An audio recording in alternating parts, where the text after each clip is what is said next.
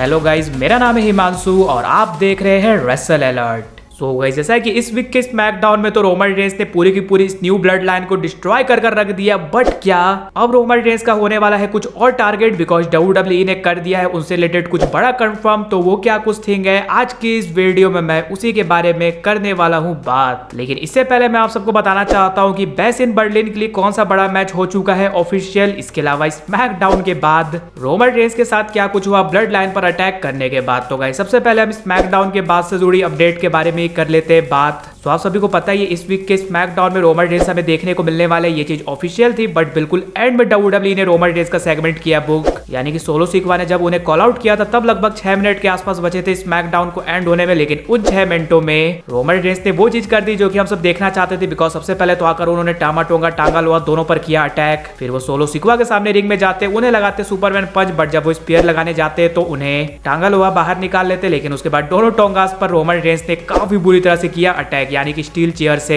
Steel step से Superman पंच लगाया उन पर, स्पीयर लगाया उन पर, यानी कि वो टाइप के हमें रोमन रेंस देखने को मिले जो कि हम सब 2018-19 के टाइम देखा करते थे, यानी कि बिना किसी के हेल्प के अकेले ही सब पर अटैक करने वाले रोमन रेंस। और वहां से सोलो सिक्वा तो चले ही जाते बैक स्टेज, लेकिन रोमन रेंस रिंग में रहते हैं। तो गाइस, WWE ने एक वीडियो रिलीज की है स्मैकडाउन की बात की, जहां पर सभी एक्सपेक्ट करे थे कि शायद से रोमन रेंस हमें कुछ बोलते हुए दिखे माइक पर, क्योंकि अब तक रोमन रेंस ने रिटर्न के बाद एक भी शब्द नहीं बोला है माइक पर। लेकिन हाँ, स्मैकडाउन के बाद भी कुछ ऐसा नहीं हुआ। बट हाँ, जाते जाते रोमन रेंस फैंस के साथ हाथ वगैरह भी मिलाते, बट जब वो रैंप के पास पहुंचते तब वो हमें पीछे मुड़कर देखते हुए दिखते हैं एंड वी द वन की साइन बनाकर चले जाते हैं बैक स्टेज। एंड साइड से ये वी द वन की साइन रोमन रेंस ने पहली बार बनाया है रिटर्न के बाद। और उलाफाला रोमन रेंस पहन तो नहीं पाए आज की स्मैकडाउन में, लेकिन उन्होंने ये चीज बता दी है कि वही ये ओरिजिनल ट्राइबल चीफ। ओटीसी के चैंट तो लगे रहते हैं। वैसे आपको कैसा लगा स्मैकडाउन की एंडिंग, वो जरूर से नीचे कमेंट कर बताना।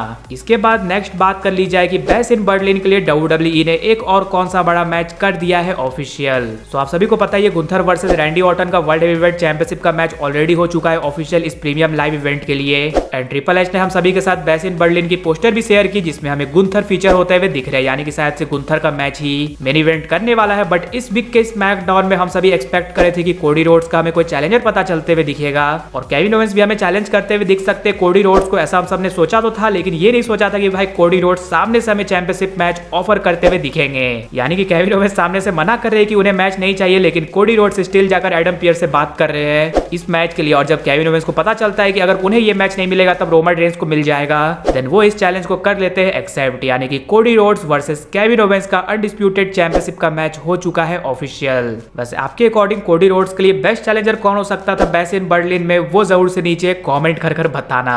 और अब फाइनली बात कर ली जाए कि WWE ने रोमन रेंस से रिलेटेड नेक्स्ट क्या कुछ कर दी है बड़ी चीज ऑफिशियल। तो रोमन रेंस के डिस्ट्रक्शन के बारे में तो हम सबने बात कर ही ली है। एंड देखा जाए तो एक तरह से रोमन रेंस ने अपना बदला ले लिया है सोलो सिक्वा से, यानी कि उन्होंने सोलो सिक्वा को भी मैच कॉस्ट करवा दिया, टोंगास पर भी कर दिया अटैक। बस बचा हुआ है उनका उलाफाला पहनना और जैकोब फाटू के सामने आना।